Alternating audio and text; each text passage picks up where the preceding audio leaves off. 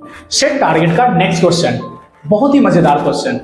द्विघात समीकरण √102x² plus 7x plus 5√102 बराबर 0 के विवेचक ज्ञात करें और मूलों की प्राकृतिक भी ज्ञात करें। अर्थात कभी कभी ऐसा होता है कि कार्ड तो आ गए भाई, लेकिन कार्ड में बोला जाता है स्पेशलिस्ट जिसे पढ़ाते जाने के लिए, भैया आपके यहाँ ये लीजिए कार्ड और घर से एक हो जाइएगा। अब गलती से 2 हो जाएगा चले गए, बहुत बड़ा बवाल हो जाएगा यार, बिकॉज बेचारा सीट बहुत ही कंप्रोमाइज होता है। तो आप समझ सकते हैं कि जो पूछा जाए ना वही काम करो, जो बताया जाए ना वही काम करो, एक्स्ट्रा नहीं करो, क्योंकि दूसरे को दिक्कत हो सकती है।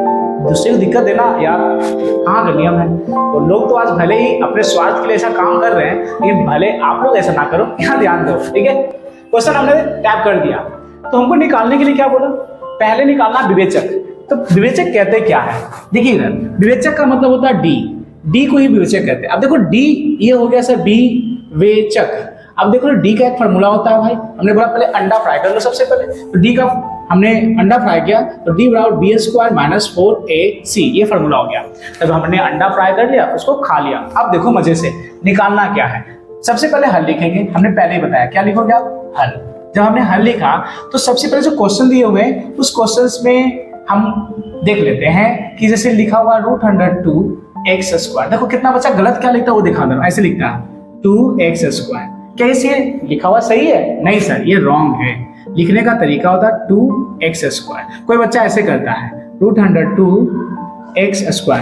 ये सब तरीका सीखिए पहले, तब आपको मजे से बनाने आ जाए। ठीक है, तो हमने √102x² प्लस 7x प्लस 5√102 बराबर 0 क्वेश्चंस को हमने देख लिया, लिख भी लिया। अब कहा गया सर इसका विवेचक निकालने के लिए, तो चलिए हम सबसे पहले विवेचक निकालते हैं। उसके लिए क्या होता है, सबसे पहले a बराबर और b बराबर और c बराबर मान रखिए। तो a का मान कौन होता है सर, b का मान कौन होता है, c का मान कौन होता है, वो भी देखिए। होता है फॉर्मूला ax² प्लस bx और प्लस c। देखो साफ साफ नहीं दिख रहा क्या, x² का मान a, x का मान b और अंक का मान c। इजी है, तो देख लो यहाँ x² का मान √102, x का मान सर 7 और अंक कितना है 5√102। ओके, अब हमको एक फॉर्मूला होता है, तो सर विवेचक को कहते हैं d बराबर b² - 4 × a × c। अभी हमने बताया कि हमने अंडा फ्राई कर लिया है तो मजा आने वाला है, ध्यान से देखिएगा। तो अब देखो d = b का मान कौन है 7 का होल स्क्वायर कर दीजिए -4 लिख दिया, इंटू a का मान कितना √102, फिर गुने c का मान कितना है, देखो c है ना, c का मान कितना इतना है 5√102, पूरा लिख दिया हमने। अब देखो कितना बच्चा ऐसे देखता हूं मैं, ऐसे 2, ये अच्छा नहीं है। देख लो लिखने का तरीका √102 ऐसे लिखता है, तो बढ़िया से लिखिए। हमने यहाँ तक सब बैठा दिया। अब आगे देखो d बराबर 7 का स्क्वायर कितना होता है, अभी हमने करा ना 7 7 जा 49 माइनस गुना करो 500 के 20, देखो पहले अंक के साथ अंक गुना कर दो, 20 हो गया ना। अब देख लो √102 मल्टीप्लाई √102 गुना करोगे तो आएगा √104 और 4 का वर्गमूल कितना होता है, तो सर 2 होते हैं। ये तो समझ में आ गया ना। तो हम डायरेक्ट कैसे नहीं कर सकते क्या, √102 मल्टीप्लाई √102 मल्टीप्लाई बाई 2। अब कहो सर 500 के 20, बाहर वाला के साथ बाहर गुना और रूट वाला के साथ रूट वाला गुना कर दिया तो लिखा गया। अब देख लो d बराबर क्या हो गया 49 माइनस, इसको और गुना नहीं करेंगे क्योंकि गुना में है ना, 20 दूनी का 40। अब देख लो एक प्लस एक माइनस है कि नहीं है। अब एक प्लस एक माइनस है तो इसको घटाओगे कि नहीं घटाओगे, ये बताओ। तो सर एक प्लस एक माइनस है तो इसको घटाएंगे तो क्या हो गया d बराबर 40 में से 49 घटाओगे तो +9, तो +9 आया कि नहीं आया। तो ये हमारा विवेचक निकल गया, क्या निकला विवेचक।